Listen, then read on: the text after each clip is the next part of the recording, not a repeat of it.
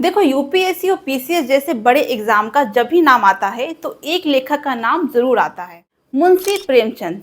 ये ऐसे लेखक है जिसको इंडिया में बच्चे बच्चे तक जानते हैं। अब ऐसा नहीं है कि हमारे हिंदी साहित्य में और लेखक नहीं है, जैसे महादेवी वर्मा, जयशंकर प्रसाद, रामधारी सिंह दिनकर, फणेश्वर नाथ रेणु जैसे बहुत सारे लेखक हैं जिनकी लेखनी से हमारे एग्जाम में बहुत सारे क्वेश्चन आते हैं। लेकिन मुंशी प्रेमचंद की बात ही सबसे अलग है। अब आप खुद ही देख लो ना, जब यूपीएससी पूछता है कि नैतिकता बताओ तो हमें नमक का दरोगा याद आता है।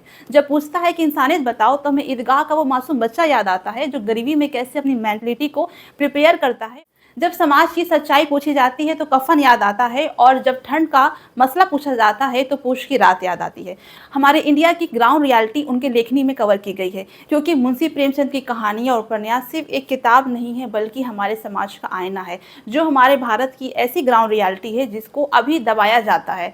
देखिए, भले ही हम 4th लार्जेस्ट इकोनॉमिक कंट्री बन गए हैं, जापान से आगे हो गए हैं, लेकिन अभी भी हमारे देश की ऐसी सच्चाई है जो बहुत हद तक न्यूज में नहीं दिखाई जाती है। तो मेरे ख्याल से हर वो इंसान जो भारत की ग्राउंड रियलिटी और समाज को देखना चाहता है वो मुंशी प्रेमचंद को जरूर पढ़े।